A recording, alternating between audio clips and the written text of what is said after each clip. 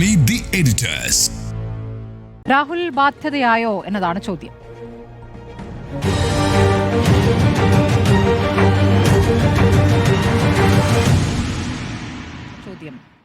Jimmy James, രാഹുലിന്റെ ഇന്നത്തെ വരവ് ഒരു ലൈംഗിക കേസിൽ 15 ദിവസമായി ഒളിവിൽ കഴിഞ്ഞ ഒരാളുടെ വരവല്ല.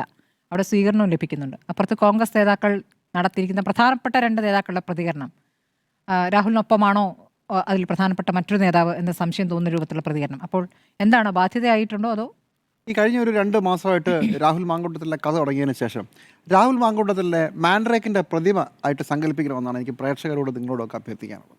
ഈ മാൻഡ്രേക്കിൻ്റെ പ്രതിമയുടെ പ്രത്യേകത ആരുടെ കൈ കിട്ടിയാലും അവരുടെ കഷ്ടകാലമാണ്. രാഹുൽ മാങ്കൂട്ടത്തിൽ റേപ്പ് കേസിൽ പ്രതിയാകുന്നതോടുകൂടി കോൺഗ്രസിൻ്റെ ഭാഗത്തുനിന്ന് വലിയ അടികളും അവിടെ അങ്ങോട്ടും ഇങ്ങോട്ടുള്ള വാഗ്വാദങ്ങളും തർക്കങ്ങളും, രാഹുലിനെ സസ്പെൻഡ് ചെയ്ത ശേഷം പോലും കോൺഗ്രസ്സുകാർക്ക് ഒരുമിച്ച് ഒരു തീരുമാനം, ഒരു അഭിപ്രായം പറയാൻ പറ്റാതിരിക്കുകയൊക്കെ ചെയ്താണ് കുറേ കാലം നമ്മൾ കണ്ടത്. അതിനുശേഷം രാഹുൽ മാങ്കൂട്ടത്തിനെതിരെ ആദ്യത്തെ പരാതിയിൽ ശബ്ദരേഖയ്ക്ക് ശേഷം ആ പെൺകുട്ടി മൊഴി പോലീസിൽ കൊടുത്തതോടുകൂടി കാര്യങ്ങൾ വളരെ ഗൗരവമാവുകയും രാഹുൽ മാങ്കൂട്ടത്തിലെ പാർട്ടിയിൽ നിന്ന് പുറത്താക്കാൻ തീരുമാനിക്കുകയും ചെയ്തു. അതോടുകൂടി കോൺഗ്രസ് പറഞ്ഞു, ഞങ്ങൾ പുറത്താക്കി, ഞങ്ങളുടെ കയ്യിലില്ല, അതായത് പ്രതിമ ഒഴിഞ്ഞു, പ്രതിമ പിണറായി വിജയനേക്ക് കൈമാറുകയാണ്. അപ്പോഴതാ രാഹുൽ നവംബർ 21 ഈ കേസിൽ പെൺകുട്ടി മൊഴി നൽകിയ ദിവസം രായ്ക്ക് രാമാനം രാഹുൽ മാങ്കൂട്ടത്തിൽ പൊതുജന മധ്യത്തിൽ നിന്ന് മുങ്ങുകയാണ്. കേരള പോലീസിന് പൊട്ടി പോലും രാഹുലിനെ കണ്ടുപിടിക്കാനാകുന്നില്ല. പ്രതിമ അപ്പുറത്തായി. രാഹുൽ മാങ്കൂട്ടത്തിലെ കണ്ടുപിടിക്കാൻ പറ്റാത്ത പോലീസ് എന്ന രീതിയിൽ നാണം കെട്ടു കേരള പോലീസും. അന്നേ നമ്മൾ പറഞ്ഞിരുന്നു, രാഹുൽ മാങ്കൂട്ടത്തിൽ ഒരു ഘട്ടം കഴിഞ്ഞാൽ രാഹുൽ മാങ്കൂട്ടത്തിന് ബെയിൽ കിട്ടും, ആ മുൻകൂർ ജാമ്യം എങ്ങാനും കിട്ടുകയാണെങ്കിൽ അതിൻ്റെ നാണക്കേട് പിണറായി വിജയനും പോലീസിനും ആയിരിക്കുമെന്ന് പറഞ്ഞതാണ് ഞാൻ. അതുപോലെ തന്നെ സംഭവിച്ചു. അപ്പോഴെല്ലാം രാഹുൽ മാങ്കൂട്ടത്തിൽ CPMൻ്റെ ബാധ്യതയായിരുന്നു. രാഹുൽ മാങ്കൂട്ടത്തിനെ പിടിക്കാൻ പറ്റാത്ത പോലീസ്. അതിനുശേഷം രാഹുൽ മാങ്കൂട്ടത്തിൽ തമിഴ്നാട്ടിലാണ്, രാഹുൽ മാങ്കൂട്ടത്തിൽ കർണാടകത്തിലായ രാഹുൽ മാങ്കൂട്ടത്തിൽ ഞങ്ങൾക്ക് പിടിക്കാനാവുന്നില്ല, കോൺഗ്രസ്സുകാരാണ് രാഹുൽ മാങ്കൂട്ടത്തിനെ ഒളിപ്പിച്ചു വെച്ചതെന്ന് വരെ ന്യായം പറഞ്ഞു പിണറായി വിജയൻ. അതിനുശേഷം മുഖ്യമന്ത്രി മറ്റൊരു കാര്യം കൂടെ പറഞ്ഞു, സാധാരണ മുൻകൂർ ജാമ്യത്തിന് അപേക്ഷ നൽകിയാൽ അവരെ ഞങ്ങൾ തൊടാറില്ല, അതാണ് കേരളത്തിൻ്റെ രീതി. അപ്പോൾ തിരിച്ച് ചോദ്യം വന്നു, ആദ്യത്തെ 4 ദിവസം നിങ്ങൾ എന്ത് ചെയ്തു? രാഹുൽ മാങ്കൂട്ടത്തിൽ MLA ഒരു എക്സെപ്ഷണൽ കേസായതുകൊണ്ടാണല്ലോ രാഹുൽ മാങ്കൂട്ടത്തിൽ MLA സ്ഥാനം അടക്കം രാജിവെക്കണം നിങ്ങൾ ആവശ്യപ്പെട്ടത്. അങ്ങനെയുള്ള ഒരാൾക്ക് നിങ്ങൾ എങ്ങനെയാണ് മുൻകൂർ ജാമ്യ ഹർജി നൽകിയവരെ തൊടില്ല എന്ന പൊതു ഇളവ് എങ്ങനെ അനുവദിക്കുക? ചോദ്യങ്ങളൊക്കെ നമ്മൾ ചോദിച്ചു. അതിനുശേഷം എല്ലാവരും പ്രതീക്ഷിച്ചതുപോലെ രാഹുൽ മാങ്കൂട്ടത്തിന് ജാമ്യവും കിട്ടി. ആ ജാമ്യം കിട്ടിയപ്പോഴും പഴി മുഴുവൻ സർക്കാരിനായിരുന്നു. നിങ്ങളാണ് രാഹുൽ മാങ്കൂട്ടത്തിനെ ഇങ്ങനെ ഒരു മുൻകൂർ ജാമ്യത്തിലേക്ക് എത്തിച്ചു കൊടുത്തത്. അയാളെ അറസ്റ്റ് ചെയ്തെങ്കിൽ ഈ വിഷയം പോലും ഉദിക്കുമായിരുന്നില്ല. അതിനുശേഷം മുൻകൂർ ജാമ്യത്തിനുള്ള വ്യവസ്ഥകളായിരിക്കില്ല. രാഹുൽ മാങ്കൂട്ടത്തിനെ ചോദ്യം ചെയ്ത ശേഷം കിട്ടുന്ന ആദ്യ തെളിവുകൾ വെച്ചായിരിക്കും രാഹുൽ മാങ്കൂട്ടത്തിൻ്റെ ബെയിൽ ആപ്ലിക്കേഷനെ പോലീസും പ്രോസിക്യൂഷനും എതിർക്കുക. കഥ തന്നെ മാറിപ്പോയനെ. അത് ചെയ്യാൻ പറ്റാതെ രാഹുൽ മാങ്കൂട്ടത്തിൽ എന്ന മാൻഡ്രേക്കിൻ്റെ പ്രതിമ പിണറായി സർക്കാരിൻ്റെ കയ്യിലിരുന്ന് ആ സർക്കാർ നിന്ന് നാറുകയായിരുന്നു. അതിനുശേഷം ബെയിൽ കിട്ടിക്കഴിയുമ്പോൾ കഥ വീണ്ടും മറിയുകയാണ്. നോക്കൂ, രണ്ടാമത്തെ പരാതി ഇതിനിടയ്ക്ക് രാഹുൽ മാങ്കൂട്ടത്തിനെതിരെ വരുന്നുണ്ട്. ആ പരാതി വരുന്ന ദിവസം KPCC അധ്യക്ഷൻ്റെ ബോംബാണ്. ആ പരാതി ഒരു വെൽ ഡ്രാഫ്റ്റഡ് പരാതിയാണ്. അത് നിയമപരമായ സഹായം കിട്ടുന്നു. അതായത് ആ പരാതി എന്തോ ഭയങ്കര മോശമായിരുന്നു എന്ന മട്ടിൽ KPCC പ്രസിഡന്റ് പറഞ്ഞു. രാഹുൽ മാങ്കൂട്ടത്തിനെ കോൺഗ്രസ് തിരിച്ചെടുത്തു, പ്രതിമ തിരിച്ചു വന്നു. പിന്നെ വീണ്ടും കാണുന്നത് കോൺഗ്രസിനകത്ത് തർക്കമാണ്. അപ്പോൾ തന്നെ അപകടം മനസ്സിലാക്കി പ്രതിപക്ഷ നേതാവ് ചാടി വീഴുന്നു. അങ്ങനെയല്ല ഞങ്ങളുടെ അഭിപ്രായം. വെൽ ഡ്രാഫ്റ്റഡ് പരാതി എന്ന് പറയുന്നത് എന്താ മോശം കാര്യമാണോ? അവർക്ക് നിയമോപദേശം കിട്ടിയെങ്കിൽ, നല്ലപോലെ അവർ പരാതി എഴുതിയെങ്കിൽ അതിനെന്താണ് കുഴപ്പം എന്ന് പറഞ്ഞ പ്രതിപക്ഷ നേതാവും ഞാൻ പറഞ്ഞതിൽ ഉറച്ചു നിൽക്കുന്നതെന്ന് പറഞ്ഞ് KPCC പ്രസിഡന്റും വീണ്ടും വാദിച്ചു. ബാധ ഒഴിപ്പിച്ചു വിട്ട രാഹുൽ മാങ്കൂട്ടത്തിൽ തിരിച്ചിപ്പോൾ കോൺഗ്രസിൻ്റെ പുറത്ത് വേതാളം പോലെ കയറിയിരിക്കുകയാണ്. സത്യത്തിൽ കോൺഗ്രസ്സുകാർ കുറേ മുണ്ട് വാങ്ങിച്ചുകൊണ്ട് വരണമെന്നാണ് എൻ്റെ അഭിപ്രായം. ഇടയ്ക്കിടയ്ക്ക് തലയിലിടേണ്ട ഒരു അവസ്ഥയുണ്ട്. ഇന്ന് രാഹുൽ മാങ്കൂട്ടത്തിൽ വൈകുന്നേരം പാലക്കാട് വന്നിറങ്ങുമ്പോൾ രാഹുൽ മാങ്കൂട്ടത്തിൽ ഒറ്റയ്ക്ക്, നമ്മളൊക്കെ വിചാരിച്ച് രാഹുൽ മാങ്കൂട്ടത്തിൽ ഒറ്റയ്ക്ക് വരുന്ന ആ കാഴ്ച എങ്ങനെയാണ് CPMകാരും BJPക്കാരും ഒക്കെ കൂകി വിളിക്കുമ്പോൾ രാഹുൽ മാങ്കൂട്ടത്തിൽ എങ്ങനെ ഒറ്റയ്ക്ക് വന്ന് വോട്ട് ചെയ്യും എന്നുള്ളതായിരുന്നു നമ്മൾ ഇന്നലെ ആലോചിച്ചുകൊണ്ടിരുന്നത്. പക്ഷേ അങ്ങനെയല്ല. രാഹുൽ മാങ്കൂട്ടത്തിൽ ഒരു ബൊക്കെ കിട്ടുന്നു. രാഹുൽ മാങ്കൂട്ടത്തിലെ പ്രാദേശിക കോൺഗ്രസ് നേതാക്കൾ സ്വീകരിച്ചു കൊണ്ടുവരികയാണ്. കൂടെ ആരാ? കൂടെ KSUവിൻ്റെ ആ ജില്ലയിലെ സെക്രട്ടറി ഒരു ഇക്ബാലാണ് കൂടെ നിൽക്കുന്നത്. ദോഷം പറയുന്നതല്ലോ, ആ ബൂത്തിലെ സ്ഥാനാർത്ഥി ഉണ്ടല്ലോ, ആ വാർഡിലെ സ്ഥാനാർത്ഥി അതായത് കുന്നത്തുമേട് നോർത്തിലെ സ്ഥാനാർത്ഥി പ്രശോഭും കൂടെയുണ്ട്. എന്തു വേണം ആനന്ദ് ലബ്ധിക്ക്? രാഹുൽ മാങ്കൂട്ടത്തിൽ എന്ന 2 ബലാത്സംഗ കേസുകളിലെ പ്രതി, പാർട്ടി പുറത്താക്കിയ പ്രതി, ആ പ്രതിക്ക് വേണ്ടി ബാറ്റ് ചെയ്യുന്നത് അങ്ങ് മോളിൽ KPCC പ്രസിഡന്റ് മുതൽ ഇങ്ങ് താഴെ ഏറ്റവും താഴത്തെ വാർഡിലെ സ്ഥാനാർത്ഥിയും ആ ജില്ലയിലെ KSUവിൻ്റെ ജില്ലാ സെക്രട്ടറിയും ആണ്. എന്ത് വേണം സ്ഥാനാർത്ഥി വോട്ടറെ വിളിച്ചുകൊണ്ടുവന്ന് വോട്ട് ചെയ്യാനായിട്ട് കൊണ്ടിരുന്നതിൽ തെറ്റുണ്ടോ? എല്ലാ വോട്ടർമാരെയും നമ്മളിങ്ങനെ ആനയിച്ച് കൊണ്ടുവന്ന് ബൂത്ത് വരെ കൊണ്ടുവന്ന് നമ്മൾ കണ്ടിട്ടുണ്ടോ? ഉണ്ടോ? സ്ഥാനാർത്ഥി മാത്രമാണോ? സ്വന്തം ആളെ യൂത്ത് കോൺഗ്രസിന്റെ പ്രവർത്തകർ അത് യൂത്ത് കോൺഗ്രസിന്റെ ആളുകളുണ്ടായിരുന്നു, ജില്ലാ സെക്രട്ടറി ഉണ്ടായിരുന്നു, പ്രാദേശിക നേതാക്കളുണ്ടായിരുന്നു. ഞാൻ ഇപ്പോൾ കേൾക്കുന്നു മാത്തൂരിൽ, അത് കഴിഞ്ഞ് രാഹുൽ മാങ്കൂട്ടത്തിൽ മാത്തൂർ പോകുമ്പോൾ അവിടെ സ്വീകരണവും കൊടുത്തു അത്രേ. ഇങ്ങനെ തന്നെ വേണം കോൺഗ്രസ്സിന്. എങ്ങനെയെങ്കിലും ഒരു കാര്യത്തിൽ, ഒരു പ്രശ്നത്തിൽ വ്യക്തമായൊരു നിലപാട് എടുത്ത് അവിടുന്ന് മാറാൻ ശ്രമിക്കുമ്പോൾ കാലെ പിടിച്ച് താഴിടുക എന്നുള്ളതാണ് കോൺഗ്രസ്. അതുകൊണ്ടാണ് ഞാൻ പറഞ്ഞത്, കോൺഗ്രസ് കുറച്ച് മുണ്ട് വാങ്ങിച്ചു വെച്ച് ഇടയ്ക്കിടയ്ക്ക് തലയിടണം. KPCC പ്രസിഡന്റ് മുകളിൽ ഇങ്ങനെ താഴെയുള്ള പ്രവർത്തകർ ഒരുത്തരും വെളിവുമില്ല, വിവരവും ഇല്ല എന്നുള്ളതാണ് ഇപ്പോഴത്തെ സ്ഥിതി. ഒരു തെരഞ്ഞെടുപ്പിൻ്റെ ദിവസമാണ് ഇതൊക്കെ കാണിക്കുന്നത്, ആലോചിക്കണം. തെരഞ്ഞെടുപ്പിൻ്റെ ദിവസമാണ് ഇന്ന്. ഇന്നലെയാണ് വെൽ ഡ്രാഫ്റ്റഡ് പരാതി വന്നത്. അതിന് മുമ്പത്തെ ദിവസം തെക്കൻ കേരളം വിധി എഴുതുമ്പോഴാണ് മഹാനായ കണ്ടുപിടുത്തക്കാരനായ UDFൻ്റെ കൺവീനർ അടൂർ പ്രകാശ് അതിജീവിതയെ തള്ളി പറഞ്ഞുകൊണ്ട് ദിലീപിന് ആണ് ശരിക്കും നീതി കിട്ടിയത്, അതിജീവിത കേസിന് പോകുന്നത്, സർക്കാർ കേസിന് പോകുന്നത് ശരിയല്ല എന്ന് നമ്മുടെ അഭിപ്രായം പറഞ്ഞത്. സർക്കാരിൻ്റെ മാൻഡ്രേക്കിൻ്റെ പ്രതിമ ഇപ്പോൾ കോൺഗ്രസിൻ്റെ കയ്യിലാണ് ഇരിക്കുന്നത്. അതങ്ങനെ ഒരു ഘോഷയാത്രയായി നീങ്ങുകയുമാണ്. ഇവിടെ ഇന്ന് കഴിഞ്ഞ 2-3 ദിവസമായി, അല്ലെങ്കിൽ 4 ദിവസമായി നടി ആക്രമിക്കപ്പെട്ട കേസ് മുതൽ രാഹുൽ മാങ്കൂട്ടത്തിലിൻ്റെ ഇപ്പോൾ കിട്ടിയ ജാമ്യം അടക്കമുള്ള കാര്യങ്ങളിൽ വളരെ വലിയ ഒരു മറുവശത്ത് ഒരു വലിയ ജനസംഘം രൂപീകൃതമാകുന്നതാണ് നമ്മൾ കാണുന്നത്. എങ്ങനെയാണ് കോടതിയായാലും എങ്ങനെ നേതാക്കളായാലും ഇവർക്കൊക്കെ എങ്ങനെയാണ് ഇങ്ങനൊരു നിലപാടെടുക്കാനാവുക? KPCC പ്രസിഡന്റിന് എന്തിൻ്റെ ആവശ്യമാണ് രാഹുൽ മാങ്കൂട്ടത്തിലിൻ്റെ 2ാമത്തെ പരാതിയിൽ അതിലൊരു കുഴപ്പവുമില്ല എന്ന് പറയാൻ തോന്നുന്നു എന്നുള്ളതാണ് അത്ഭുതം. നിങ്ങൾ എന്താണ് ഇപ്പോഴും രാഹുൽ മാങ്കൂട്ടത്തിലെ സംരക്ഷിച്ചുകൊണ്ടിരിക്കുന്നത്? രാഹുൽ മാങ്കൂട്ടത്തിലെ ജാമ്യം കിട്ടിയതുകൊണ്ടോ?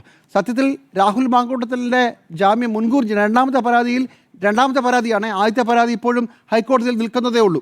ഹൈക്കോടതി അത് പരിഗണിക്കാൻ പോകുന്നതേ ഉള്ളൂ. 2ാമത്തെ പരാതിയിൽ പെൺകുട്ടി നൽകിയ പരാതി ശരിയല്ല, ആ പരാതിയിൽ പ്രഥമ ദൃഷ്ട്യാ മുൻകൂർ ജാമ്യം കൊടുക്കാൻ വകുപ്പുണ്ടെന്ന് കോടതി പറയുന്നതിന് മുമ്പേ KPCC പ്രസിഡന്റാണ് പറഞ്ഞത്. അപ്പോൾ നിങ്ങൾക്ക് തോന്നാം KPCC പ്രസിഡന്റ് പറഞ്ഞത് അവസാനം കോടതി പോലും ശരിവെച്ചോ എന്നുള്ളത്. പ്രിൻസിപ്പൽ സെഷൻസ് ജഡ്ജ് പറഞ്ഞ വിധിയിൽ എനിക്ക് അഭിപ്രായ വ്യത്യാസമുണ്ട്. ഇങ്ങനെയല്ല ഈ കാര്യത്തിൽ വിധി പറയേണ്ടത്, കോടതിയുടെ നിലപാട് ശരിയല്ലെന്നാണ് എൻ്റെ അഭിപ്രായം. എന്താ കാരണം? ഒരു പെൺകുട്ടി ആദ്യം ഒരു പരാതി കൊടുക്കുന്നു. ആ പരാതിയെക്കുറിച്ച് ആദ്യം എന്താ പറഞ്ഞത്? കോടതി അടക്കം പറഞ്ഞത് എന്താ? ഇതൊരു അനോണിമസ് ലെറ്ററാണ്, ഊരും പേരുമില്ലാത്ത കത്താണ്.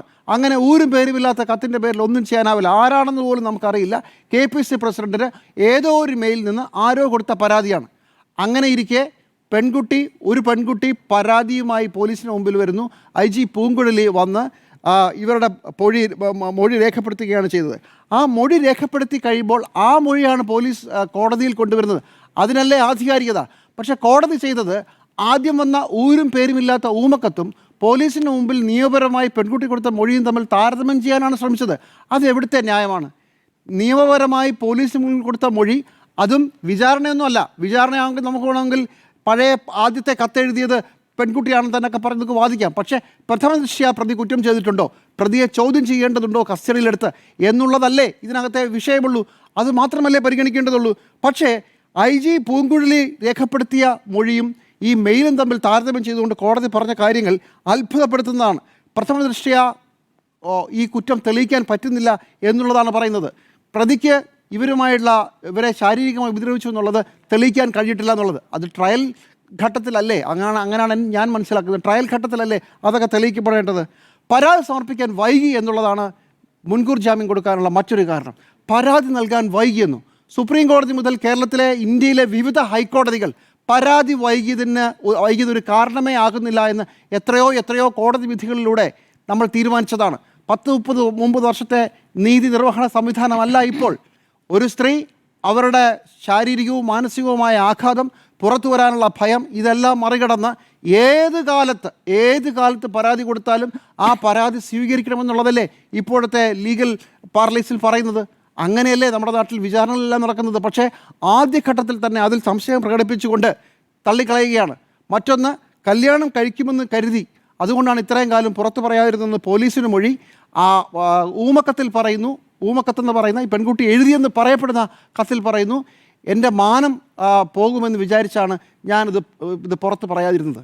ഇത് തമ്മിൽ വലിയ അന്തരമുണ്ട് എന്നാണോ കരുതുന്നത്? മാനം പോകുമെന്ന് വിചാരിച്ച് ഞാൻ തൽക്കാലം പറഞ്ഞില്ല എന്നുള്ളതും, പ്ലസ് അയാൾ വിവാഹം കഴിക്കും, എന്തായാലും ഇത്രയൊക്കെയായി, എന്നെ വിവാഹം കഴിക്കുമെന്ന് വാക്ക് തന്നിട്ടുണ്ടെങ്കിൽ ഞാനതിന് കാത്തിരുന്നു എന്ന് പറഞ്ഞതിൽ എന്താണ് കുഴപ്പം? ഒരാൾ സ്വന്തം നിലയ്ക്ക് ഒരു കത്തെഴുതുന്നതും പോലീസിന് മുമ്പിൽ പോലീസ് ചോദ്യങ്ങളൊക്കെ ചോദിച്ച് രേഖപ്പെടുത്തുന്ന സ്റ്റേറ്റ്മെൻറ്റും തമ്മിൽ എങ്ങനെയാണ് താരതമ്യം ചെയ്യുക? ഇത് തമ്മിൽ അങ്ങനെ ഒരു കോൺട്രഡിക്ഷൻ ഉണ്ടോ? പുറത്തു പറഞ്ഞാൽ എൻ്റെ മാനം പോകുമെന്ന് ഞാൻ കരുതി. അതുമാത്രമേ അവർ ആദ്യത്തെ കത്തിൽ, ഊമക്കത്തിൽ അല്ലെങ്കിൽ മെയിലിൽ രേഖപ്പെടുത്തി എന്നുള്ളത് ഒരു വലിയ കുറ്റമാണോ? എനിക്ക് മനസ്സിലാകുന്നില്ല. ഇത് പ്രഥമഘട്ടമാണ്. മുൻകൂർ ജാമ്യാപേക്ഷ തള്ളണോ വേണ്ടയോ എന്ന ഘട്ടത്തിൽ ഇങ്ങനെ ഇഴകേറി പരിശോധിക്കുന്നത് എന്താണ്? രണ്ടുമായിക്കൂടെ? എന്തുകൊണ്ട് ഞാൻ കത്തെഴുതുമ്പോൾ പറയണം എന്നെ ഇയാൾ ഉപദ്രവിച്ചിട്ടുണ്ട്, പുറത്തു പോയാൽ നാണക്കേടാന്ന് വിചാരിച്ച് ഞാൻ ഇതുവരെ പറഞ്ഞില്ല, ഇപ്പോൾ താങ്കളോട് പറയുകയാണ് എന്ന് പറയുന്നു. പോലീസിനടുത്തിലും ഇതേ കാര്യം പറഞ്ഞാൽ പോലീസ് ഉപചോദ്യങ്ങൾ ചോദിക്കുന്നു. വേറെ എന്തെങ്കിലും അയാൾ തന്നിരുന്നോ? പറഞ്ഞു വിവാഹം കഴിക്കാമെന്ന് വാഗ്ദാനം നൽകിയിരുന്നു, അത് പ്രതീക്ഷിച്ച് ഞാൻ പുറത്ത് പറഞ്ഞില്ല. ഇത് തമ്മിൽ എവിടെയാണ് കോൺട്രഡിക്ഷൻ? പിന്നെയും കോടതി കോൺട്രഡിക്ഷൻസ് കണ്ടുപിടിക്കുന്നുണ്ട്. കല്യാണം കഴിക്കാമെന്ന് എന്നോട് പറഞ്ഞു എന്ന് പോലീസിന് കൊടുത്ത മൊഴിയുണ്ട്. ഈ ബലാത്സംഗം നടന്ന അത് കഴിഞ്ഞപ്പോൾ തന്നെ കല്യാണം കഴിക്കില്ല എന്ന് പറഞ്ഞു എന്ന് കത്തിലുണ്ട്. ഇത് തമ്മിലൊരു വൈരുദ്ധ്യമുണ്ടത്രേ. ഇവിടെയും പഴയ വാദം തന്നെയാണ് എനിക്ക് പറയാനുള്ളത്. ഒരു കത്താണ് എഴുതുന്നത് KPCC പ്രസിഡന്റ്, പരാതി പാർട്ടിയിലാണ് ഒരു സ്ത്രീ സ്വന്തം നിലയ്ക്ക് എഴുതുന്നതാണ്.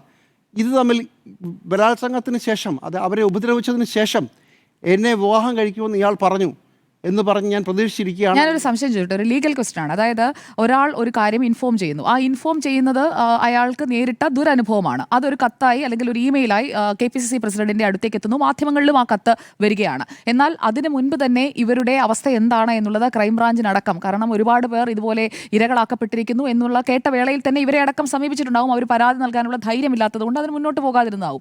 അപ്പോൾ ഇവർ കൊടുത്ത ഒരു ഇൻഫർമേഷൻ, ആ ഇൻഫർമേഷന് ശേഷം ഫർദറായിട്ട് SIT എടുത്ത മൊഴിയല്ലേ ലീഗലി സ്റ്റാൻഡ് ചെയ്യുക? ആ മൊഴി കോടതിയിൽ കൊടുത്തിട്ടുണ്ടല്ലോ. ജി പൂങ്കുഴലിയുടെ മുന്നിൽ കൊടുത്ത മൊഴിയല്ലേ? കാരണം ആദ്യം പറഞ്ഞതാണോ അതിനുശേഷം അന്വേഷണ സംഘത്തിന് മുന്നിൽ കൊടുത്ത മൊഴിയാണോ ലീഗലി സ്റ്റാൻഡ് ചെയ്യുക? അത് ജഡ്ജ് എന്തുകൊണ്ട് പരിഗണിക്കുന്നില്ല? എക്സാക്ട്ലി അത് തന്നെയാണ് ഞാൻ ചോദിക്കുന്നത്. ഒരാളൊരു പരാതി എഴുതി അവരുടെ വിഷമം KPCCക്ക് കൊടുക്കുന്നതും പോലീസിന് മുന്നിൽ നിയമവിധേയമായി സെക്ഷൻ അനുസരിച്ച് ഒരു IG മുമ്പിൽ പോലീസിൻ്റെ ചോദ്യങ്ങളും ഉപചോദ്യങ്ങളും വെച്ച് ചോദിച്ച് കൃത്യമായി എഴുതുന്നതും തമ്മിൽ എങ്ങനെയാണ് താരതമ്യം എന്നുള്ളതാണ് എൻ്റെ സംശയം. അതുതന്നെയാണ് ഞാൻ ആവർത്തിക്കുന്നത്. അതിൽ ഒരു കാര്യം കൂടി പറയും. കല്യാണത്തെക്കുറിച്ച് പറയുന്നത് രണ്ട് രീതിയിൽ പറഞ്ഞു എന്നുള്ളതാണ്. ബലാത്സംഗം കഴിഞ്ഞുവിടാൻ കല്യാണം കഴിക്കാൻ പറ്റില്ല എന്ന് ഇയാൾ എന്നോട് പറഞ്ഞു ബലാത്സംഗത്തിന് ശേഷം. മറ്റതിനകത്ത് കല്യാണം കഴിക്കാൻ ആലോചിക്കാമെന്ന് പിന്നീട് മാറ്റി പറഞ്ഞു, അത് പിന്നീട് അതിൽ നിന്ന് പിന്മാറി. ഇതൊക്കെ വലിയ കോൺട്രഡിക്ഷൻസ് ആണെന്ന് പറയുന്നിടത്താണ് എൻ്റെ പ്രശ്നം. ഏത് സമയത്ത് ഇപ്പോൾ ആദ്യത്തെ ചോദ്യത്തിന് ഈ ഉപദ്രവത്തിന് ശേഷം കല്യാണത്തിൽ പിന്മാറി എന്ന് പറയുന്നതും ഈ ഉപദ്രവത്തിന് ശേഷം ആലോചിക്കാമെന്ന് പറഞ്ഞ ശേഷം പിന്മാറി എന്ന് പറയുന്നുള്ള കാലത്തിൻ്റെ വ്യത്യാസമുണ്ടല്ലോ. അത് സ്വാഭാവികമായും പോലീസ് ചോദിച്ചിട്ടുണ്ടാവില്ലേ എത്ര നാൾ കഴിഞ്ഞ്? അന്ന് തന്നെ പറഞ്ഞോ, ഒരാഴ്ച കഴിഞ്ഞ് പറഞ്ഞോ, ഒരു മാസം കഴിഞ്ഞ് പറഞ്ഞോ? അപ്പോൾ അവർ പറയും ആലോചിക്കാമെന്ന് പറഞ്ഞു പോയി, പക്ഷേ പിന്നീട് പിന്മാറി. അപ്പോഴാണ് വിശദമായ മൊഴിയാവുക. അങ്ങനെയാണ് പോലീസ് രേഖപ്പെടുത്തിയത്. പക്ഷേ ആദ്യത്തെ സ്വന്തം കൈപ്പടയിൽ എഴുതി ഒരു മെയിലിൽ അയച്ച ആ കത്തും ഇതും തമ്മിൽ നൂല് പിടിച്ച് കമ്പയർ ചെയ്തിട്ടാണ് രാഹുൽ മാങ്കൂട്ടത്തലിന് രണ്ടാമത്തെ കേസിൽ ജാമ്യം ഒപ്പിച്ചു കൊടുത്തിരിക്കുന്നത്. മറ്റൊന്ന്, ബലാത്സംഗം തെളിയിക്കപ്പെട്ടിട്ടില്ല എന്നുള്ളതാണ്. ബലാത്സംഗം തെളിയിക്കപ്പെട്ടിട്ടില്ല, അതിനുശേഷം ഇവർ തമ്മിലുള്ള ചാറ്റ് നടന്നിട്ടുണ്ട് എന്നുള്ളതാണ്. എന്തൊരു അബദ്ധധാരണയാണ്. പെൺകുട്ടിയെ ബലമായി വിവാഹം കഴിക്കാമെന്ന് പറയുകയും അങ്ങനെ ബലവേശി പിടിക്കുകയും ഇവരെ ഉപദ്രവിക്കുകയും ചെയ്ത ശേഷം വിവാഹത്തെക്കുറിച്ചുള്ള ചർച്ചകളും മറ്റുമൊക്കെ പറഞ്ഞിരിക്കുമ്പോൾ പുറത്തു പറയാനാവാത്ത ഒരു സാധാരണ സ്ത്രീ അങ്ങനെയെങ്കിൽ ഇയാൾ തന്നെ വിവാഹം കഴിക്കുമെങ്കിൽ ആയിക്കോട്ടെ എന്ന് വിചാരിച്ച് ഒരാളോടും പുറത്തു പറയാത്ത നീറി നിൽക്കുന്ന കേരളത്തിലെ, ഇന്ത്യയിലെ ഒരു സാധാരണ സ്ത്രീയാണ് ഇവരെന്ന് മനസ്സിലാക്കാൻ അത്ര വലിയ ലീഗൽ ബുദ്ധി വേണോ? അനുഭാവപൂർവമായി സ്ത്രീകളോട് പെരുമാറുക എന്നുള്ളതാണ് ഈ കാര്യങ്ങളിലെല്ലാം ഉള്ളത്. ഇത് ഒന്നാമത്തെ കേസല്ല, രണ്ടാമത്തെ കേസാണ് കോടതിക്ക് മുമ്പിൽ വന്നത്. അനുഭാവപൂർവമായ ഒരു സ്ത്രീയോട് പെരുമാറുമ്പോൾ റേപ്പിന് ശേഷം അല്ലെങ്കിൽ ഉപദ്രവിച്ചതിന് ശേഷം എങ്ങനെയെങ്കിലും ഇതൊന്ന് സെറ്റിൽ ചെയ്യാൻ ശ്രമിക്കുന്നു എന്ന് പറഞ്ഞ് അതിനുവേണ്ടി ആ പെൺകുട്ടി ശ്രമിച്ചു എന്ന് പറയുന്നത് അത്ര വലിയ കുറ്റമാണോ? നമ്മുടെ നാട്ടിൽ കോടതികൾ തന്നെ കുപ്രസിദ്ധ വിധികളുണ്ടല്ലോ. ബലാത്സംഗ കേസിൽ പ്രതിയോട് ഇരയെ വിവാഹം കഴിക്കാൻ പറ്റുമോ എന്ന് ചോദിക്കുകയും ഹൈക്കോടതികൾ വിവാഹം കഴിക്കാൻ പറ്റുമോ എന്ന് ചോദിക്കുന്നതും അങ്ങനെ വിവാഹം കഴിക്കാൻ കോടതിയുടെ ഭാഗത്ത് നിന്ന് സമ്മർദ്ദം ഉണ്ടാകുന്നതും സുപ്രീം കോടതി അത്തരം വിധികളെ എടുത്ത് പള്ളയെ കളയുന്നതും ഒക്കെ ഉണ്ടല്ലോ. അപ്പോൾ ഇത് നമ്മുടെ നാട്ടിലെ ഒരു സിസ്റ്റമായി അംഗീകരിക്കപ്പെടുന്ന ഒരു സ്ത്രീ ഒരു അവസ്ഥയുമില്ലാതെ ഒരു തരത്തിലും നിലനിൽക്കാനാവാത്ത ഒരു ഘട്ടത്തിൽ രാഹുൽ മാങ്കൂട്ടത്തിൽ എന്ന് പറയുന്ന കുറ്റാരോപണവുമായി ഫോൺ ചാറ്റിലൂടെ എന്തെങ്കിലും ഈ പ്രശ്നമൊക്കെ പോട്ടെ ഉപദ്രവിച്ചു എങ്കിൽ പോലും അവർ തമ്മിൽ വളരെ അടുപ്പമുണ്ടായിരുന്നു. അവർ ആ മെസ്സേജിലൊക്കെ സമ്മതിക്കുന്നുണ്ട്. അടുപ്പമുണ്ടായിരുന്നു, വിവാഹത്തെക്കുറിച്ച് സംസാരിച്ചിരുന്നു, വിവാഹത്തെക്കുറിച്ച് ആലോചിക്കാനായി ഒരു സ്ഥലത്തേക്ക് വിളിച്ചുകൊണ്ട് പോയിട്ടാണ് ഉപദ്രവിച്ചതെന്നാണ് പറയുന്നത്.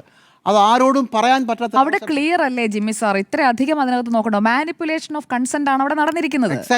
എക്സാക്ട്ലി ഞാൻ എൻ്റെ പ്രശ്നം ഇനി ഇതൊക്കെ നമുക്ക് ഇഴകരി പരിശോധിക്കാം, ട്രയൽ ഘട്ടത്തിൽ പരിശോധിക്കാം. പക്ഷേ ഇങ്ങനെ ഒരു രണ്ടാമത്തെ കേസിൽ പ്രതിയായ ഒരു കക്ഷി, ആ കക്ഷിയെ വിളിച്ചു വരുത്തി അയാളെ കസ്റ്റഡിയിലെടുത്ത് ചോദ്യം ചെയ്യണമെന്നുള്ള ഒറ്റ പ്രേരണ മുമ്പിൽ ഇങ്ങനെ ഇഴകേറി പരിശോധിക്കേണ്ട കാര്യം എന്താണെന്ന് എനിക്ക് മനസ്സിലാകുന്നില്ല. KPCC പ്രസിഡന്റും ആയാലും കോടതിയായാലും KPCC പ്രസിഡന്റിന് തോന്നിയത് ഇത് ഭയങ്കരമായി ഡ്രാഫ്റ്റ് ചെയ്ത പരാതിയാണ് എന്നുള്ളതായിരുന്നു. കോടതി പറയുന്നത് ഇത് ഭയങ്കര ഫ്ലിംസി ആയിട്ട് എഴുതിയ പരാതിയാണ്. ആ പരാതിയും പോലീസിനും കൊടുത്ത് തമ്മിലുള്ള മൊഴിയും തമ്മിലുള്ള വൈരുദ്ധ്യത്തിൻ്റെ നൂലാമാലകളിലേക്കും നൂലിഴ കീറിയുള്ള പരിശോധനകളിലേക്കുമാണ് കോടതി പോകുന്നത്. എങ്ങനെയാണ് കോടതികൾക്ക് ഇത്ര ഇൻസെൻസിറ്റീവായി പെരുമാറാമോ? ആ കോടതി വിധിയോടുള്ള എൻ്റെ വിമർശനം നിലനിർത്തിക്കൊണ്ട് ഞാൻ പറയട്ടെ, ഇങ്ങനെയല്ല കേരളത്തിൽ സ്ത്രീകളുടെ വിഷയങ്ങളിൽ ഇടപെടേണ്ടത്. കാലം ഒരുപാട് മുന്നോട്ട് പോയി. റേപ്പിന് ശേഷം 2 വർഷം കഴിഞ്ഞ് പരാതി കൊടുത്തു എന്നുള്ളത് ട്രയൽ ഘട്ടത്തിൽ പോലും ഒരു വലിയ പോരായ്മയായി കാണാനേ പാടില്ല എന്നുള്ളതാണ് എൻ്റെ അഭിപ്രായം. അതോടൊപ്പം ഈ കാര്യത്തിൽ പെൺകുട്ടി പറയുന്ന അവർക്കേറ്റ ക്രൂരമായ പീഡനം, അത് തീയതി, സമയം, സ്ഥലം ഇതെല്ലാം കൊടുത്ത് വ്യക്തമായൊരു പരാതിയാണ്. ആ പരാതിയിൽ രാഹുൽ മാങ്കുട്ടത്തിൽ കസ്റ്റഡിയിലെടുത്ത് അദ്ദേഹത്തെ ചോദ്യം ചെയ്യപ്പെടേണ്ടതായിരുന്നു എന്ന് തന്നെയാണ് ഞാൻ വിശ്വസിക്കുന്നത്. ഇനിയിപ്പോൾ ഒന്നാമത്തെ കേസിൽ തൽക്കാലം നോ ടു അറസ്റ്റ് ഹൈക്കോടതി പറഞ്ഞിട്ടുണ്ടെങ്കിലും രാഹുൽ മാങ്കുട്ടത്തിൽ ഹൈക്കോടതിയിൽ പോയി മുൻകൂർ ജാമ്യം തേടണം. അതല്ലെങ്കിൽ രാഹുൽ മാങ്കുട്ടത്തിൽ വീണ്ടും പോലീസ് അദ്ദേഹത്തെ കസ്റ്റഡിയിലെടുക്കാം. ഇന്ന് രാഹുൽ മാങ്കുട്ടത്തിൽ വന്നില്ലായിരുന്നെങ്കിൽ ഉണ്ടായിരുന്ന പ്രശ്നം എന്താണെന്ന് ചോദിച്ചാൽ, ഈ കഴിഞ്ഞ ദിവസത്തെ വിധി അനുസരിച്ച് എല്ലാ തിങ്കളാഴ്ചയും രാഹുൽ മാങ്കുട്ടത്തിൽ പോലീസിന് മുമ്പിൽ ഹാജരാകണമെന്നുള്ളതായിരുന്നു. അപ്പോൾ രാഹുൽ മാങ്കുട്ടത്തിൽ വന്നേ പറ്റൂ. എന്ന് മാത്രമല്ല, ഈ വരുന്ന തിങ്കളാഴ്ചയാണ് രാഹുൽ മാങ്കൂട്ടത്തിനെതിരായ കേസ് ഹൈക്കോടതി പരിഗണിക്കുന്നത്. അപ്പോൾ രാഹുലിന് രണ്ടുണ്ട് ഗുണം. ഞാൻ ഒളിവിലൊന്നും പോയിട്ടില്ല, ഞാനിപ്പോൾ ഇവിടെ തന്നെ ഉണ്ട് എന്ന് ഹൈക്കോടതിയെ വിശ്വസിപ്പിക്കുക. കീഴ്ക്കോടതിയിൽ നിന്ന് കിട്ടിയ, തിരുവനന്തപുരത്തെ പ്രിൻസിപ്പൽ സെഷൻസ് കോടതിയിൽ നിന്ന് കിട്ടിയ മുൻകൂർ ജാമ്യത്തിൻ്റെ വ്യവസ്ഥകൾ പാലിക്കാൻ വേണ്ടി തിങ്കളാഴ്ച പരസ്യമായി തന്നെ ഉണ്ടാവുക, പോലീസിന് മുമ്പിൽ ഹാജരാവുക. ഇതൊക്കെ ആലോചിച്ചിട്ടാണ് രാഹുൽ മാങ്കൂട്ടത്തിൽ എന്ന ബുദ്ധിമാനായ രാഷ്ട്രീയ നേതാവ് ഇന്നിങ്ങനെ എല്ലാവരുടെയും മുമ്പിലെത്തി ഷോ കാണിച്ചിട്ട് പോയത്. പക്ഷേ കോൺഗ്രസ്സിന് ഒരു 5 പൈസയുടെയെങ്കിലും വിവരമുണ്ടായിരുന്നെങ്കിൽ രാഹുൽ മാങ്കൂട്ടത്തിനെ ഇങ്ങനെ താങ്ങേണ്ട ആവശ്യമുണ്ടായിരുന്നു. KPCC പ്രസിഡന്റ് മുതൽ താഴെത്തട്ടിലെ അണികൾ വരെ, താഴെത്തട്ടിലെ സ്ഥാനാർത്ഥി വരെ, ആ ജില്ലയിലെ KSUവിൻ്റെ നേതാവ് വരെ ഇങ്ങനെ രാഹുൽ മാങ്കൂട്ടത്തിനെ ജയിലിലേക്ക് ഒരു അവസ്ഥയിലേക്ക് വരുമ്പോൾ രാഹുൽ മാങ്കൂട്ടത്തിൽ എന്ന മാൻഡ്രേക്കിൻ്റെ പ്രതിമ വീണ്ടും കോൺഗ്രസിൽ ഭദ്രമായിരിക്കുന്നു. അതിൻ്റെ എല്ലാ മാനക്കേടുകളും അതിൻ്റെ എല്ലാ നഷ്ടങ്ങളും കോൺഗ്രസ് സഹിക്കാനും പോവുകയാണ്. ശരി, രാഹുൽ ബാധ്യതയായോ എന്ന ചർച്ച തുടരാം. ഇടവേളയ്ക്ക് ശേഷം മടങ്ങിയെത്താം. സുജിയ, രാഹുൽ ബാധ്യതയായോ? രാഹുൽ പാലക്കാട്ടെ ജനങ്ങൾക്ക് ആദ്യം തന്നെ ബാധ്യതയായിരിക്കുകയാണ്. ആ ബാധ്യത ഇന്ന് വന്ന് തന്റെ പോളിംഗ് ബൂത്തിൽ വോട്ട് ചെയ്യുന്നത് കണ്ടു നിൽക്കേണ്ടി വന്ന ഗതികേടും ആ വോട്ടർമാർക്ക് ഉണ്ടായിരിക്കുകയാണ്. തങ്ങൾ വോട്ട് ചെയ്ത് ജയിപ്പിച്ചത് കൊണ്ടാണല്ലോ ആ ബാധ്യത ഇപ്പോൾ ചുമക്കുന്നത് പാലക്കാട്ടുകാർ മാത്രമാണ്. കാരണം കോൺഗ്രസ് എന്തായാലും വെൽ ഡ്രാഫ്റ്റഡ് ആയിട്ട് മാറ്റിവെച്ചല്ലോ. അതായത് ആദ്യം സസ്പെൻഷൻ, പിന്നീട് ഡിസ്മിസൽ, അങ്ങനെ വെൽ ഡ്രാഫ്റ്റഡ് ആയിട്ട് സണ്ണി ജോസഫ് ആൻഡ് കോ മാറ്റിവെച്ചിരിക്കുകയാണ്. അപ്പോൾ അതിപ്പോൾ ചുമക്കുന്നത് പാലക്കാട്ടുകാർ മാത്രമാണ്. ഇപ്പോൾ യഥാർത്ഥത്തിൽ രാഹുൽ മാങ്കൂട്ടത്തിൽ പാലക്കാട്ടെ ജനങ്ങളുടെ ബാധ്യതയായി അവരുടെ മുകളിൽ വന്നിരിക്കുകയാണ്.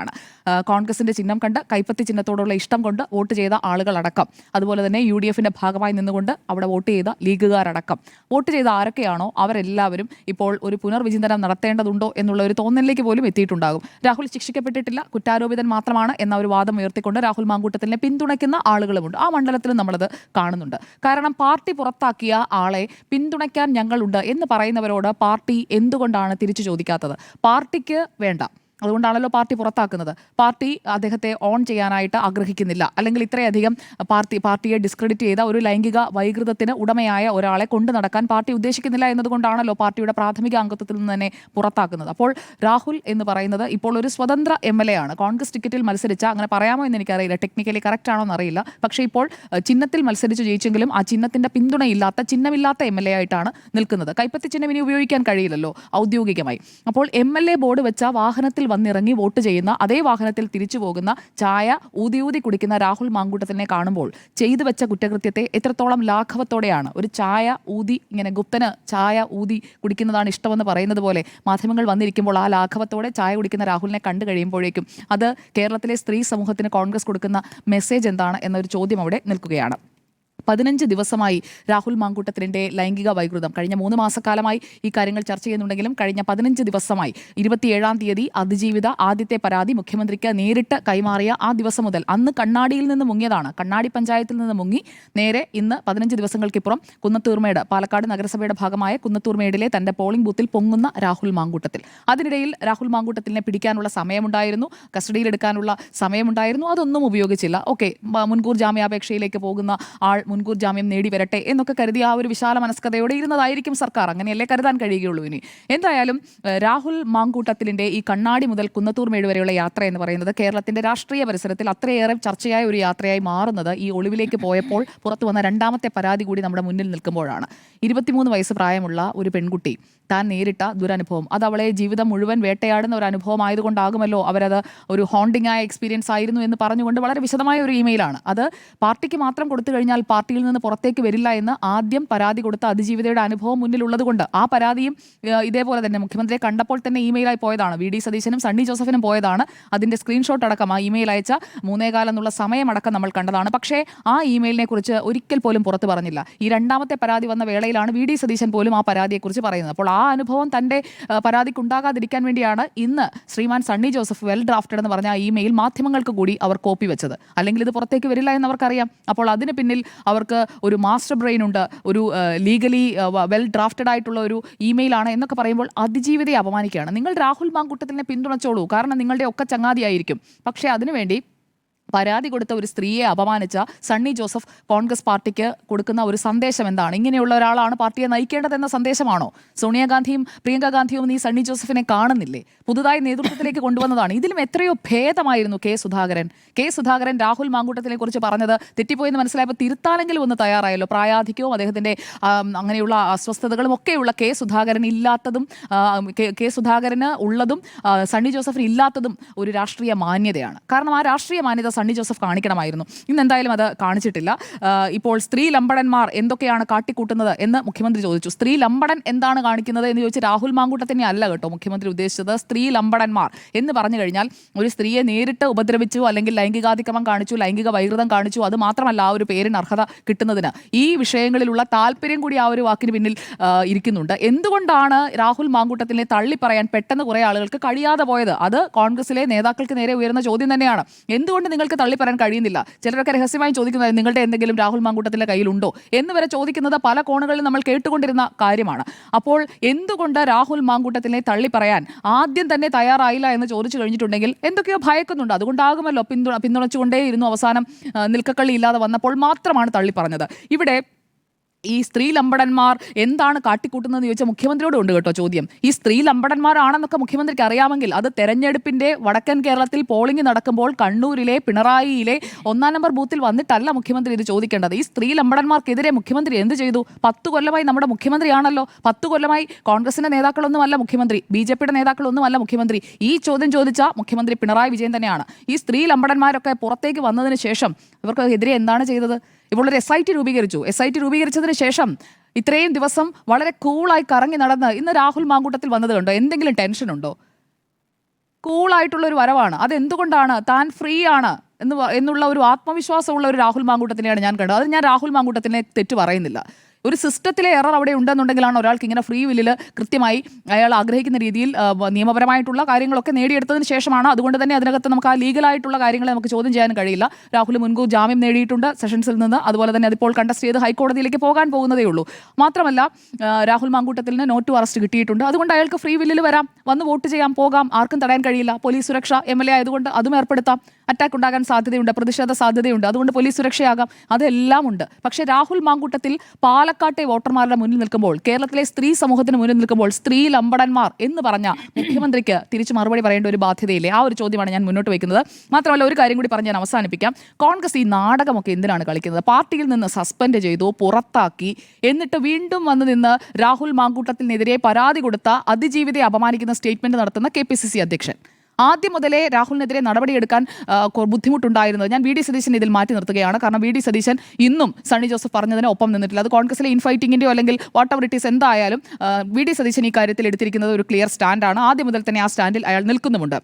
ഈ രണ്ടാമത്തെ പരാതി ആസൂത്രിതം രാഷ്ട്രീയ പ്രേരിതം എന്നൊക്കെ പറയുന്ന KPCC അധ്യക്ഷൻ അതിജീവിതയെ അപമാനിക്കുകയാണ് ഇന്ന് ചെയ്തത്. അത് അടൂർ പ്രകാശ് കഴിഞ്ഞ ദിവസം പറഞ്ഞതിന്റെ ഒരു തുടർച്ചയായിട്ട് വേണം നമ്മൾ കാണാൻ. ഞാൻ അന്നേ പറഞ്ഞു, അടൂർ പ്രകാശ് ഒരു തുടക്കം മാത്രമാണ്, ഇതെല്ലാം പുറത്തേക്ക് വരുമെന്നേ, ഒരുപാട് കാലമൊന്നും ഇങ്ങനെ ഒളിച്ചിരിക്കാനായിട്ട് കഴിയില്ല. ഇവിടെ പ്രാദേശിക നേതൃത്വം, യൂത്ത് കോൺഗ്രസ്, KSU വാഹനത്തിനകത്തും ഉണ്ടായിരുന്നു. നേരത്തെ പറഞ്ഞ ആളുണ്ടല്ലോ, വാഹനത്തിനകത്ത് കൂടെ ഉണ്ടായിരുന്നതാണ്. വാഹനത്തിനകത്തും പുറത്തും പോകുന്ന വഴിയിലുമെല്ലാം ഈ പറയുന്ന അനുചര വൃന്ദം, അത് കോൺഗ്രസ് കൊടുത്തിരിക്കുന്ന ടീമാണ്. Team Rahul Mankoottathil is still active. അതാണ് നമ്മൾ കണ്ടുകൊണ്ടിരിക്കുന്നത്. അത് കോൺഗ്രസിന്റെ ടീമാണ്, അത് ആക്റ്റീവ് ആയിരിക്കുന്നത്.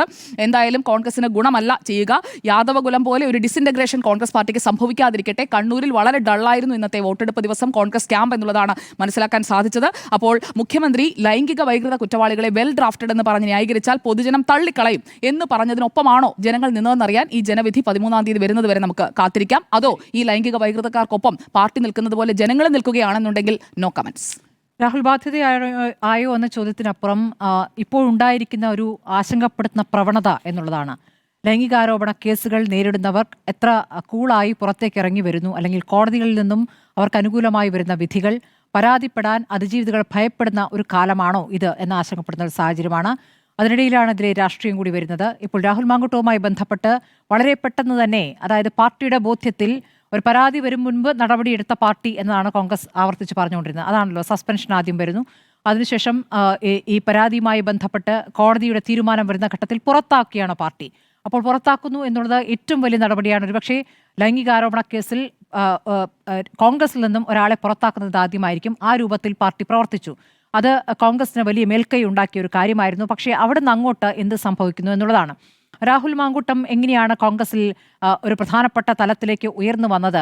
ആ വന്ന രീതിയും ആ പ്രവണതയും അതിൻ്റെ ഒരു തുടർച്ച ഇപ്പോഴും ഉണ്ടാകുന്നു എന്ന് ആശങ്കപ്പെടുന്ന രൂപത്തിലാണ് ഇന്ന് രാഹുൽ മാങ്കൂട്ടത്തിൽ പാലക്കാട്ട് എത്തിയത്. ഒരാൾക്ക് വോട്ട് ചെയ്യാൻ വന്നുകൂടെ എന്ന് ചോദിച്ചാൽ ഉറപ്പായിട്ടും വോട്ട് ചെയ്യാൻ വരാം. 15 ദിവസമായി ഒളിവിൽ കഴിഞ്ഞയാൾ ഞാൻ ഇവിടെയൊക്കെ തന്നെ ഉണ്ടായിരുന്നു എന്ന ശരീരഭാഷയോടുകൂടി അവിടെ വന്നിറങ്ങുന്നു. അപ്പോൾ പാർട്ടിക്ക് ഒരു കാര്യവുമില്ലാത്ത, പാർട്ടിയിൽ നിന്ന് പുറത്താക്കപ്പെട്ട വെറും MLA മാത്രമായ രാഹുൽ മാങ്കൂട്ടത്തിന് ബൊക്കെ നൽകാനും പൂമാലയിടാനും സ്വീകരിക്കാനും കൂടെ കൊണ്ട് നടക്കാനും ചായ കുടിക്കാനും കൂടെ ഇരിക്കാനും ഒക്കെ ഉണ്ടായിരുന്നത് പാർട്ടിയുടെ നേതാക്കളാണ്, KSUവിൻ്റെ ആൾക്കാരുമാണ്, യൂത്ത് കോൺഗ്രസ് നേതാക്കളാണ്. ഇതിലൊക്കെ തന്നെ പാർട്ടി വിശദീകരണം ചോദിക്കുമോ?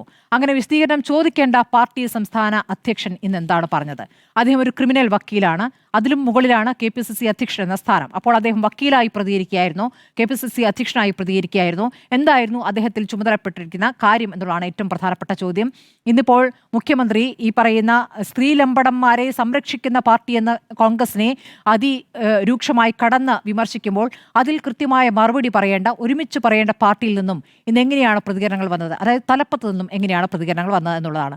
ഇതിപ്പോൾ ആദ്യം തന്നെ ഈ രണ്ടാമത്തെ പരാതി വന്നപ്പോൾ ഞങ്ങളിത് കയ്യിൽ വെച്ചില്ല, പാർട്ടി കോടതിയിൽ വെച്ചില്ല, നേരെ അതാ DGPക്ക് കൈമാറി എന്ന വലിയ എന്താണ് ആത്മവിശ്വാസത്തോടു കൂടി അഭിമാനത്തോടു കൂടി പറഞ്ഞ കോൺഗ്രസ് ഇപ്പോൾ ആ പരാതിയുമായി ബന്ധപ്പെട്ട് ഇപ്പോൾ പറഞ്ഞുകൊണ്ടിരിക്കുന്നത് അത് വെൽ ഡ്രാഫ്റ്റഡ് പരാതിയാണ് എന്നാണ്. അപ്പോൾ പ്രതിപക്ഷ നേതാവ് പറയുകയാണ് വെൽ ഡ്രാഫ്റ്റഡ് പരാതി തന്നെയാണല്ലോ ആകേണ്ടത്, അതിലൊരു നിയമ വിദഗ്ധന്റെ സഹായം തേടിയിട്ടുണ്ടെങ്കിൽ എന്താണ് കുഴപ്പം? പക്ഷേ അവിടെ നിന്നും കടക്കുകയാണ് പാർട്ടിയുടെ സംസ്ഥാന അധ്യക്ഷൻ. അദ്ദേഹം പറയുന്നത് ഇത് രാഷ്ട്രീയ ഗൂഢാലോചനയാണ് എന്നാണ്. അങ്ങനെ രാഷ്ട്രീയ ഗൂഢാലോചന എന്ന് തന്നെയാണ് ഈ രാഹുൽ മാങ്കൂട്ടത്തിലും കോടതിയിൽ വാദിച്ചിരിക്കുന്നത്. അപ്പോൾ രാഹുൽ മാങ്കൂട്ടത്തിന്റെ വാദത്തെ ശരിവെക്കുകയാണോ KPCC അധ്യക്ഷൻ എന്ന ചോദ്യം ഇവിടുത്തെ സാമാന്യ ജനം ചോദിക്കുന്നുണ്ട്. അതായത് പാർട്ടിയിൽ നിന്ന് പുറത്താക്കിയ, നിങ്ങൾക്കൊരു കാര്യവുമില്ലാത്ത, നിങ്ങളിൽ ഒരാളല്ലാത്ത ഒരാൾക്ക് വേണ്ടി എന്തിനാ ഈ ഘട്ടത്തിൽ, അതായത് ഈ രണ്ടാം ഘട്ട തെരഞ്ഞെടുപ്പ് നടക്കുന്ന ഈ ദിവസം എന്തിന് KPCC അധ്യക്ഷൻ പ്രതികരിച്ചു? അതിൽ KPCC അധ്യക്ഷൻ എന്ന നിലയ്ക്ക് അങ്ങനെ പറയാൻ അദ്ദേഹത്തെ പ്രേരിപ്പിച്ചത് എന്താണ്? കാരണം പുറത്താക്കുമ്പോൾ അദ്ദേഹം പറഞ്ഞത് AICCയുടെ അറിവോട് കൂടിയാണ് ഞങ്ങളിത് പുറത്താക്കുന്ന തീരുമാനത്തിലേക്ക് വന്നിരിക്കുന്നത് എന്നുള്ളതാണ്. ഇത് ഒറ്റക്കെട്ടായ തീരുമാനമെന്നാണ്. ഇതിൽ K മുരളീധരനൊക്കെ പറഞ്ഞത് ബ്രഹ്മാസ്ത്രം പ്രയോഗിക്കുന്നു എന്നുള്ളതാണോ? ആ ബ്രഹ്മാസ്ത്രം പ്രയോഗിച്ചതിന് ശേഷവും പിന്നെയും അയാളെ തിരിച്ചു കൊണ്ടുവരാനുള്ള തുടക്കമാണോ ഇത്?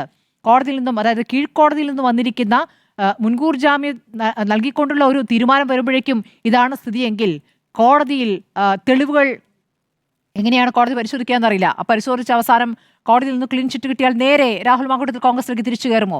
അതാണോ മനസ്സിലാക്കേണ്ടത്? പാർട്ടിക്ക് വന്നൊരു ബോധ്യമുണ്ടല്ലോ, കേസ് വരുന്നതിന് മുമ്പ് പാർട്ടിക്കുണ്ടായൊരു ബോധ്യമുണ്ടല്ലോ, ആ ബോധ്യം പിന്നീട് പതുക്കെ ഇല്ലാതാവുകയാണോ? ആ ബോധ്യത്തിൽ ഉറച്ചു നിൽക്കുന്ന 2-3 നേതാക്കളെ പ്രധാനമായുള്ളൂ. വനിതാ നേതാക്കൾ ഓഫ് കോഴ്സ് ഉണ്ട്. അതിൽ ഇന്നും ഷാനിമോൾ ഉസ്മാൻ പ്രതികരിച്ചിട്ടുണ്ട്. ഇങ്ങനെ ഒരാൾ പാർട്ടിയിൽ വേണ്ട എന്ന പ്രതികരണം അവർ ആദ്യം തന്നെ നടത്തിയിരുന്നതാണ്. പ്രതിപക്ഷ നേതാവ് തുടക്കം മുതൽ ഉറച്ചു നിൽക്കുന്ന നിലപാട് അത് അദ്ദേഹം ഇപ്പോഴും പറയുന്നു. പരാതിക്കാരിയെ സംശയത്തോടെ നോക്കി കാണരുത് എന്ന് പറയുന്നു. ഈ പരാതിയുമായി ബന്ധപ്പെട്ട് കോടതി എടുത്ത നടപടി എത്രത്തോളം ആശങ്കപ്പെടുത്തുന്നതാണ് എന്ന് ജിമ്മി വളരെ വിശദമായി പറഞ്ഞു കഴിഞ്ഞു. അതിലേക്ക് ഞാൻ കടക്കുന്നില്ല. പക്ഷെ അപ്പോഴും പരാതി പറയാൻ ആളുകൾ മടിക്കുന്ന രൂപത്തിലേക്ക് ഈ സാഹചര്യങ്ങൾ വരുന്നുണ്ടോ എന്നൊരു ആശങ്ക അവിടെ നിൽക്കുകയാണ്. ഇനിയിപ്പോൾ ഈ പറയുന്ന സ്ത്രീലമ്പടന്മാരെ സംരക്ഷിക്കുന്ന കോൺഗ്രസ് പാർട്ടി എന്ന് പറയുമ്പോൾ അപ്പുറത്തുമുണ്ടല്ലോ ഇഷ്ടംപോലെ സ്ത്രീലമ്പടന്മാർ. ഈ പറയുന്ന പല അതിജീവിതകളെയും അവഹേളിച്ചവർ അവിടെ മന്ത്രിസ്ഥാനത്ത് തന്നെ തുടരുന്നുണ്ടല്ലോ, MLA സ്ഥാനത്ത് തുടരുന്നുണ്ടല്ലോ. ഇപ്പോൾ ദിലീപിന്റെ കേസുമായി ബന്ധപ്പെട്ട് ക്രിമിനൽ പോലീസ് എന്ന ചോദ്യത്തിന് അങ്ങനെയൊക്കെ ഉണ്ടല്ലോ എന്ന് പ്രതികരിച്ച MLA അവിടെ തുടരുന്നുണ്ടല്ലോ. അപ്പോൾ അവരെ എന്ത് പേരിട്ടാണ് മുഖ്യമന്ത്രി വിളിക്കുക എന്നറിയേണ്ടതുണ്ട്. അതും പോട്ടെ, ഇപ്പോൾ മുൻ MLA PT കുഞ്ഞുമുഹമ്മദിനെതിരെ ഒരു പരാതി വന്നിട്ടുണ്ടല്ലോ. സർക്കാരിന്റെ പ്രധാനപ്പെട്ട ചുമതല വഹിച്ച് IFFKയുടെ സ്ക്രീനിങ്ങിന്റെ സമയത്താണ് അവിടെ ഒരു സംവിധായകർക്കെതിരെ, വനിതാ സംവിധായകർക്കെതിരെ ഒരു ലൈംഗിക പീഡനം നടത്താൻ ശ്രമിച്ചത്. അപ്പോൾ അതിലൊരു പരാതി മുഖ്യമന്ത്രിയുടെ ഓഫീസിൽ വന്നിട്ട് 13 ദിവസം അതിൽ ആഭ്യന്തര വകുപ്പ് അടയിരുന്നതിനെ കുറിച്ച് എന്തെങ്കിലും പറയാനുണ്ടോ?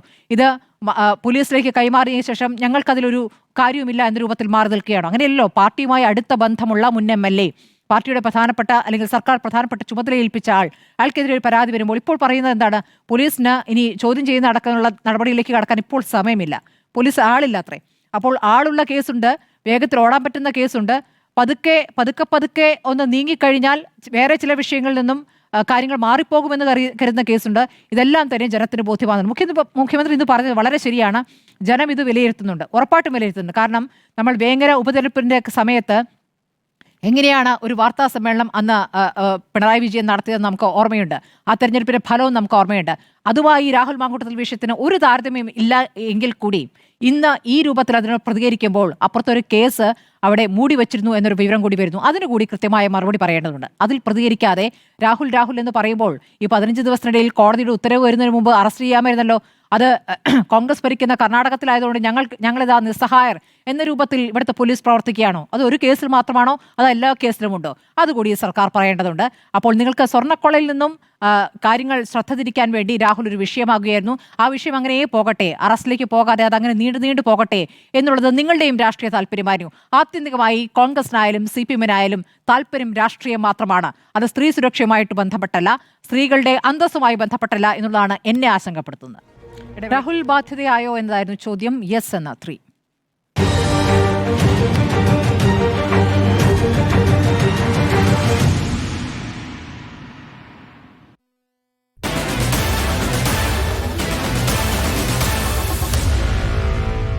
Meet the editors.